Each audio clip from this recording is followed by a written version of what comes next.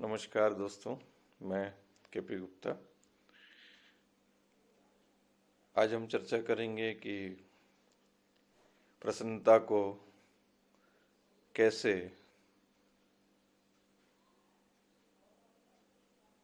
बनाए रखा जाए। दरअसल ये प्रश्न इसलिए मौजूद है कि हम बहुत ही जल्द अप्रसन्नता का शिकार हो जाते हैं और जीवन का जो सौंदर्य है, जीवन में जो आकर्षण है, जीवन में जो भी भली चीजें हैं, जीवन के जो सुख हैं, वो तत्काल भूल जाते हैं। और वो भी उन चीजों के लिए जो हमारे बस में नहीं है। मनुष्य की के अंदर एक एग्रेशन होता है and he want to control everything, and when he is not able to control, वो निराश हो जाता है।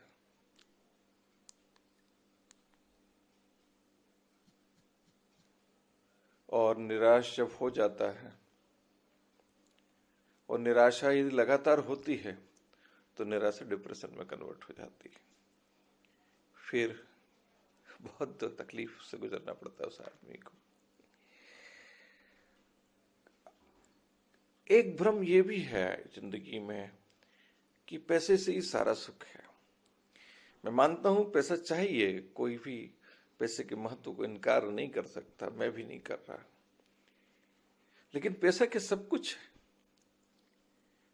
साईं इतना दीजिए जामे कुटुंब समाए, मैं भी भूखा न रहूं साधु भी भूखा न जाए, ये हमारा कहा गया है। फिर भी हम बहुत इकट्ठा करते हैं और इकट्ठा करने में कोई कमी आ जाए तो हम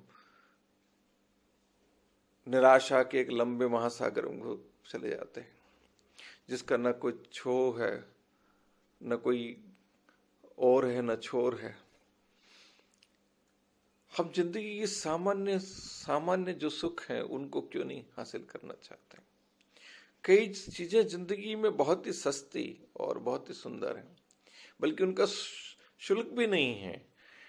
पूर्णिमा के सुंदर चांद को देखना क्या कोई शुल्क लगता है क्या भैया? नहीं लगता है। लेकिन हम उसको नहीं देखना चाहते।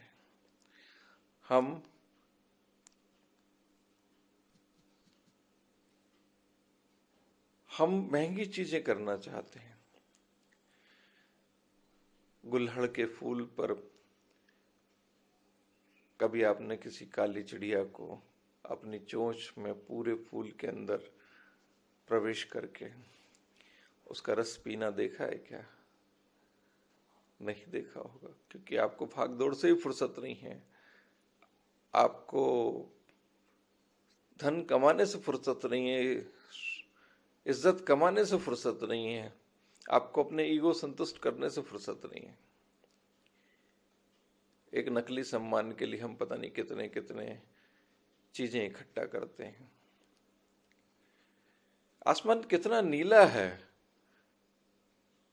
उसमें सफेद बादल कितने खूबसूरत हो सकते हैं। सुबह जब होती है तो वो अलग होती है, दोपहर होती है तो अलग होता आसमान होता है। लेकिन हमें देखने की फुर्सत कहाँ है? पूर्णिमा का चांद हमें देखने की फुर्सत कहाँ है? हम में से तो कई लोग छत पर जाते ही नहीं, अपने से बाहर निकलते ही नहीं। आप प्रकृति में जाइए, प्रकृति के पास जाइए। प्रकृति के करीब जब होते हैं, किसी फूल के करीब होते हैं, तितली के करीब होते हैं, प्रसन्नता ऑटोमेटिक हमें अंदर प्रवेश करती है। और ये प्रसन्नता बड़ी स्थायी किस्म की प्रसन्नता है। जब हम किसी की मदद करते हैं तो ये किसी के दर्द को हम कम कर पाते हैं, तो ये प्रसन्नता स्थायी किस्म की प्रसन्नता है। किसी के आंसू कम हो सके, किसी का दर्द ले सके तो ले उधार, जीना इसी का नाम है। और अंत में एक और बात कहना चाहता हूं, एक दिन बिक जाएगा माटी के मोल, जग में रह जाएंगे प्यारे तेरे बोल। यही बोल आपके काम आएंगे और कुछ भी शेष नहीं है, संग्रहण शेष नहीं है।